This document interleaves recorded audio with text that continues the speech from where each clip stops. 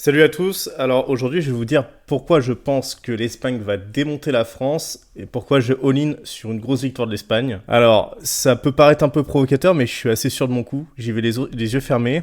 En fait je pense que l'Espagne c'est vraiment la kryptonite de l'équipe de France en fait.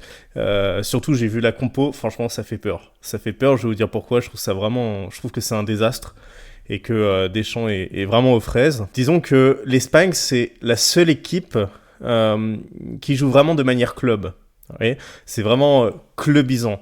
Il y a vraiment un pressing organisé, des joueurs qui se connaissent, qui ont des automatismes. Du côté de l'équipe de France, c'est vraiment l'individualité et le physique.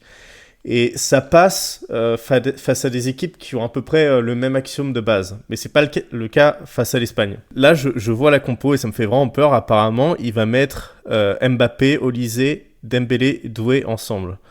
Alors, je suis pas le style de personne à cracher à la gueule de Mbappé, c'est un joueur exceptionnel, mais je pense que dans ce type de match, ça va être un vrai problème. Alors, tout le monde le sait, il court pas, il presse pas, mais surtout, il fait jouer les autres assez mal. On se souvient de Dembélé qui avait, il me semble, rigolé de Deschamps qui ne voulait pas le mec dans l'axe. Et on voit Deschamps qui fait un peu un entre-deux, là, en mettant Dembélé en numéro 10. Et je trouve ça extrêmement surprenant parce que être un faux neuf, ce n'est pas être un numéro 10. Hein.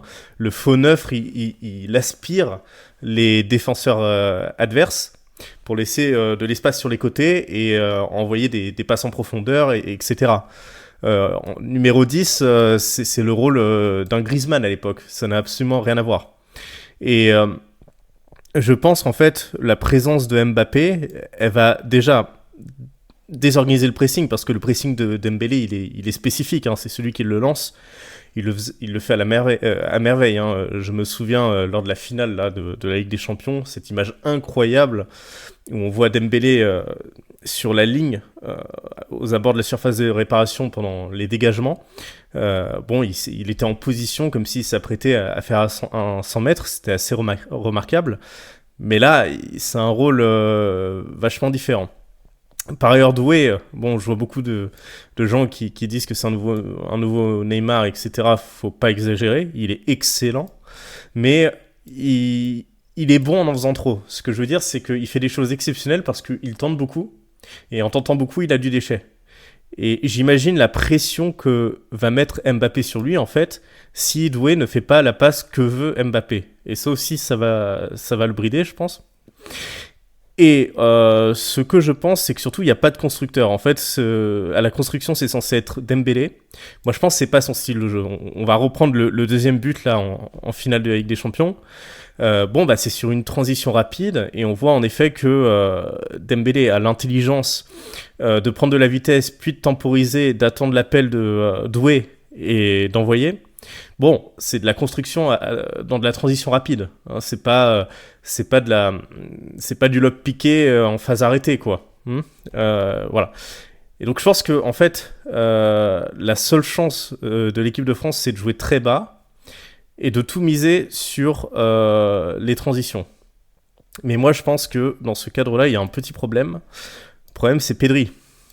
C'est Pedri qui va avoir l'intelligence d'orchestrer le rythme du match, d'imposer le rythme nécessaire, et Ruiz qui est absolument exceptionnel en équipe d'Espagne, ce qui fait que je vois vraiment un match où l'Espagne va avoir 75% du ballon minimum. Et donc je vois l'équipe de France un peu dans le style Inter, vous voyez, Inter contre le Barça. Donc à la limite, le seul scénario où je vois la France gagner, en fait, ce serait au tir au but, mais honnêtement, je n'y crois pas. Parce que notamment, c'est cette défense qui me fait peur, quoi. Je veux dire, l'anglais titulaire, alors là, franchement, c'est vraiment un mec qui respire la peur, quoi. Hein. C'est un mec qui a les chocottes quand il joue.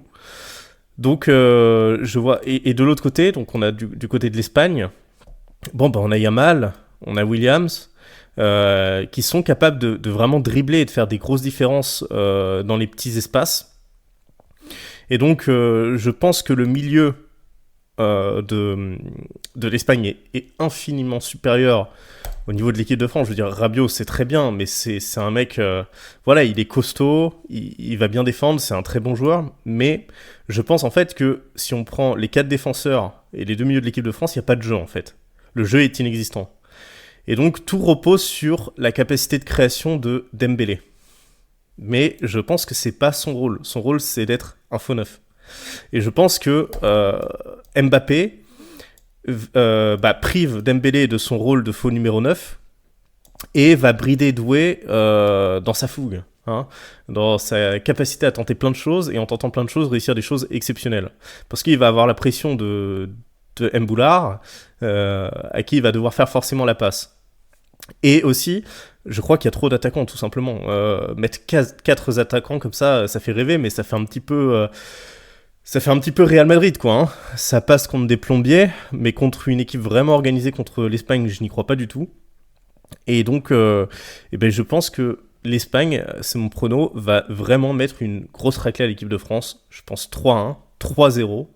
Le seul cas où je vois la France passer, ce serait un miracle au tir au but en ayant 3 occasions, 3 buts. Mais je pense que l'Espagne va en mettre au moins 3 à la France.